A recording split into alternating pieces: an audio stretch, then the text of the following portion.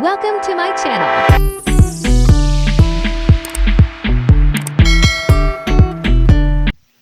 Isang mapagpalang umaga, tanghali man o hapon sa inyong lahat.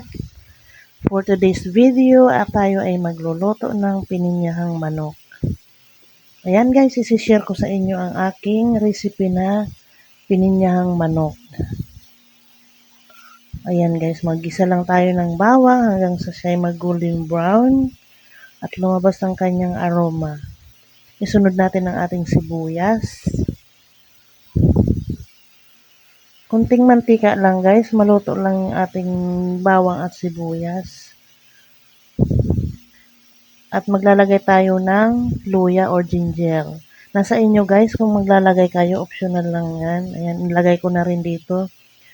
Optional lang yung luya. Ako sanay maglagay ng luya. Sanay na rin ang aking pamilya sa aking recipe na mayroon siyang luya.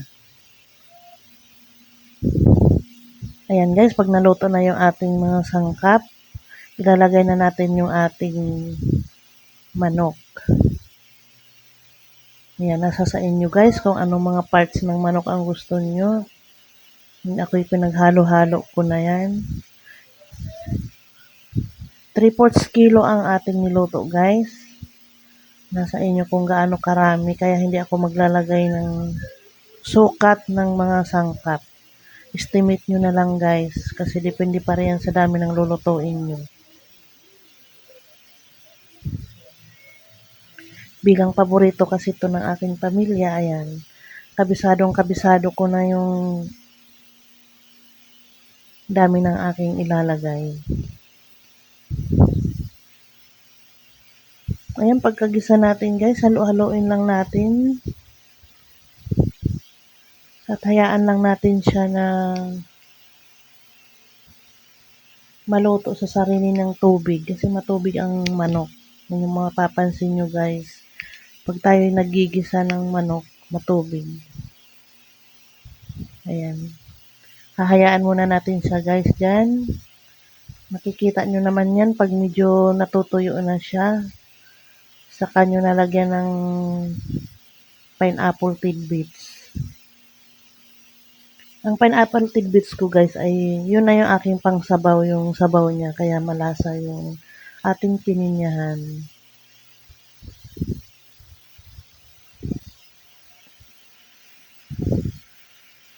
Yan guys, shout out muna tayo dyan sa ating mga kaibigan. Ayan guys, habang inaantay natin yung ating manok na kumulo dyan at medyo ma-dissolve na yung kanyang tubig, ay ihahanda na natin ang ating mga sangkap. Ihahanda na natin ang ating tidbits, ang ating patatas. Kung bit nyo naman guys, maglagay ng carrots, pwede, pero ako ayaw ko doon kasi medyo maasim ang ulam.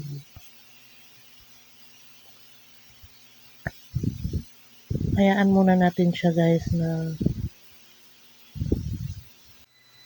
ukay-ukayin ba sa Bisaya habang inaantay natin ma-dissolve yung kanyang tubig at medyo mag-brown yung ating karne.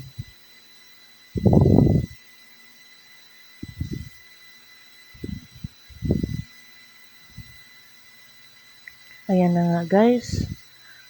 Lagyan muna natin siya ng paminta, kahit anong paminta, white pepper o black pepper. Lagyan natin ng kunting soy sauce, patis, fish sauce.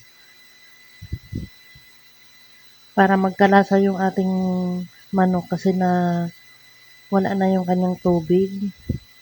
I-prepare naman natin ngayon ang ating pineapple tidbits. Sa pineapple tidbits guys, huwag nyo lang tanggalin yung sabaw. Yun ay magsisilbing sabaw ng inyong manok. Yan, habang pinapalambot natin siya, ayan, may sabaw na siya. Ang ginamit ko siya dito guys ay 2 pack. Para medyo marami yung sabaw na tsaka madami yung pinya. Maraming pinya mas masarap guys. Tsaka magsisilbi na rin siyang sabaw. Yan, takpan lang natin siya guys para maluto at lumambot yung ating karne. Make sure guys na pag tayo nagluluto ng mga karne ay lulutuin natin ng maayos. Kaya hindi ako mahilig bumili ng mga lutong ulam sa labas dahil hindi. Minsan nakakabili tayo guys, mapapansin nyo makunat yung manok. Meaning hindi pa siya masyadong luto. Kaya hanggat maaari tayo ay magluto ng ating mga pagkain para sa ating pamilya.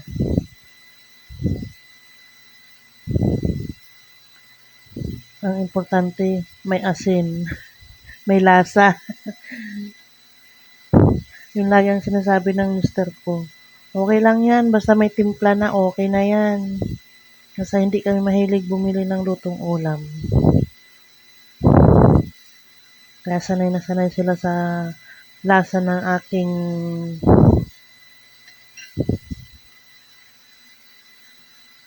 lutong ulam.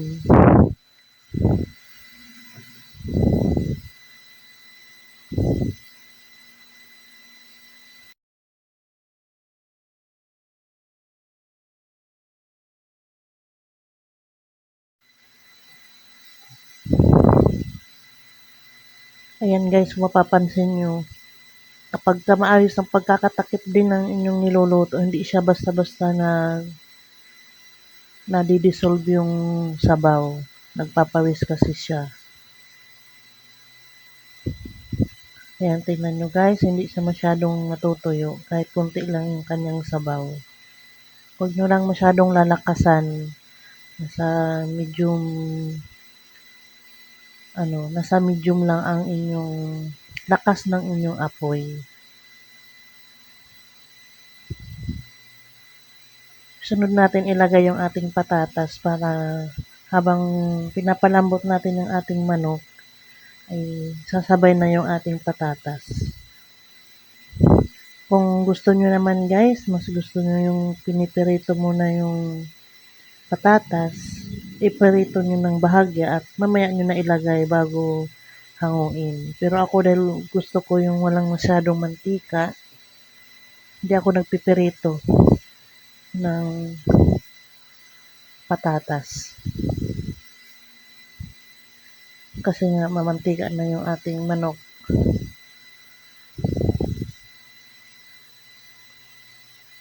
Kami ay nagbabawas ng kolesterol kaya hindi ako masyadong nagpipirito.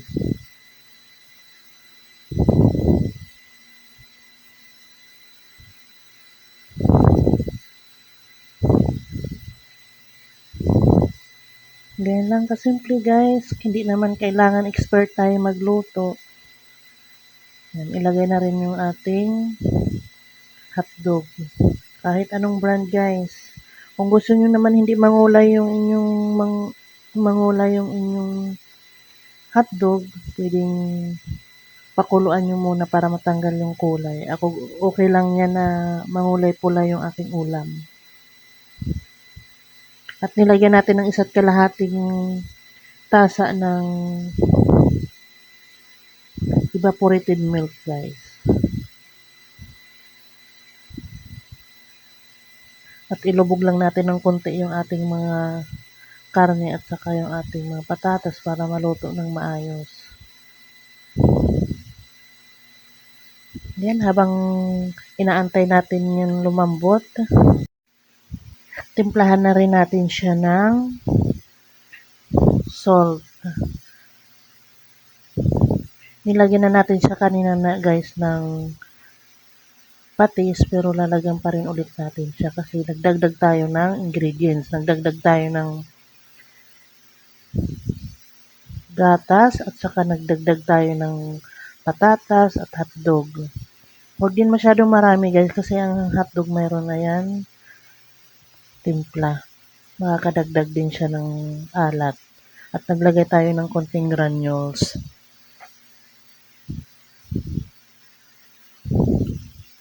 Ayan, halo-haloin lang muna natin yan para manuot yung kanyang mga sangkap sa karne.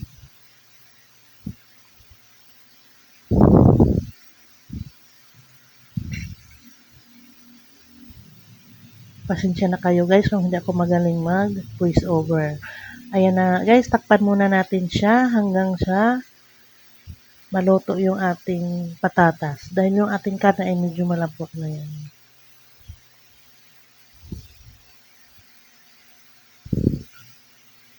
Ganyan na siya guys. Ayan, haluin natin muna. Ukay-ukay ba sa Bisaya? Ukayin.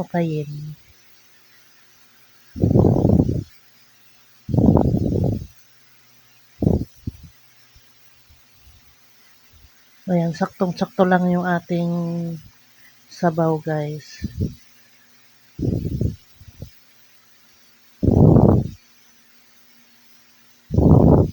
Hayaan lang muna natin siya guys na ma-dissolve yung sauce para lumasa yung ating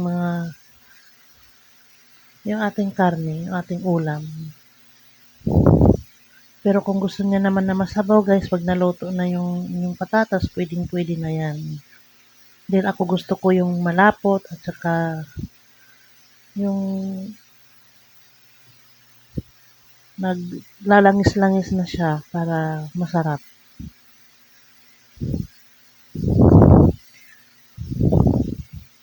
Ayan, kung tama na ang lasa ng inyong niluluto guys, ay pwede kayo magdagdag ulit ng asin or patis, pwede naman. Dahil natabangan ako, dinagdagan ko pa siya ng konting salt. Ayan, sa pagluluto guys, kailangan ini-enjoy natin, kailangan masaya ating kalooban, nasa mood ang pagluluto para masarap ang inyong dish.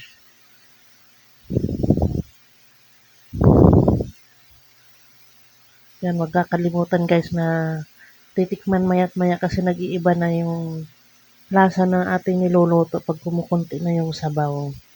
Kaya nga sabi ko sa inyo guys, ang technique sa pagluluto ay hindi masyadong tinitimplahan muna sa una ng pampaalat kasi madali nang magdagdag. Napakamahirap pagka maalat na, mahirap na siyang gawa ng paraan. Pag sinabawan mo ulit yan, magiging malabnaw na. Ayun, ang ulam, ang resulta parang ewan. Kaya hanggat maaari, konti-konti lang ang paglalagay ng asin. Dahil madali nang magdagdag. Sa mga expert naman magluto, alam na nilang ilalagay nilang asin kung anong sukat. Dahil ako patsamba-tsamba lang. Ayan. Maya't maya ang aking tikim. Napakaganda ng kulay guys. Ito'y paborito ng aking anak kasi nga nandyan na lahat. Gusto niya ng hotdog, gusto niya ng pinya, ayaw niya ng ganito. Meron siyang pagpipilian. Kaya madalas ko tong lutuin guys. Doon sa isa kong channel, 2 beses yata ako nag-upload. Ayan guys, kung mapapansin nyo, nagdagdag ulit ako ng gatas. Ayan, nagdagdag ako ulit ng gatas kasi medyo hilaw pa yung ating patatas at saka yung karne gusto kong lumambot pa.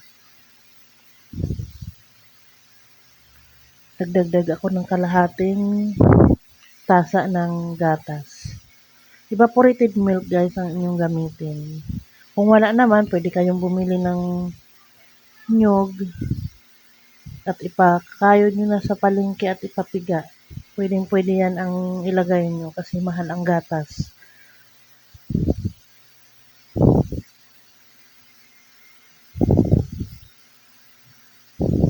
Ayan, sinasabi ko nga sa inyo guys, ang pagluluto ay hindi naman kailangan perfecto. Hindi naman kailangan magaling ka. Dahil naglagay tayo ng dagdag na gatas guys, nagdagdag ulit ako ng konting patis.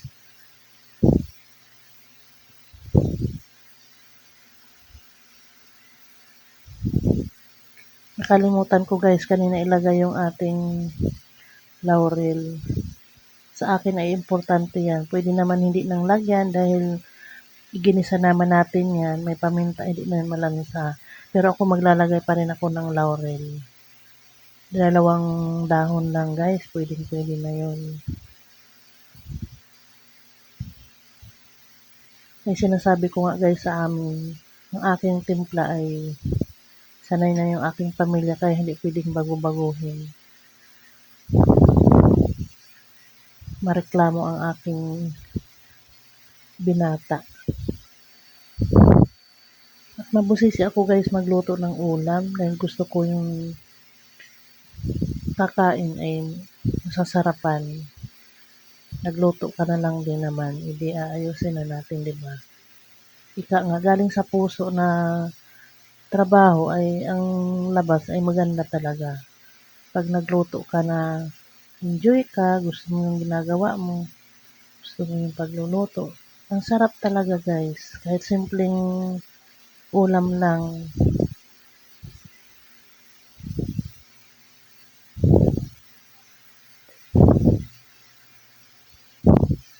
Ayan guys, kung mapapansin nyo, medyo lumalapot na siya. Pwedeng-pwede na yan sa mga gusto ng sabaw, yung may mga anak kayo na gusto ng konting sabaw sa inyong mga anak, ay pwedeng-pwede na ito. Ako palalaputin ko dahil yun ang gusto ng aking pamilya, yung creamy talaga yung kanyang sauce.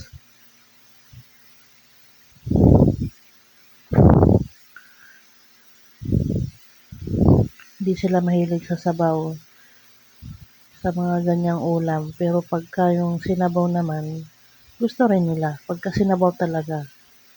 Pero pagka ganitong may mga sarsa, gusto namin yung medyo malapot, medyo patuyo na siya. Kapit na kapit sa karne yung kanyang sauce.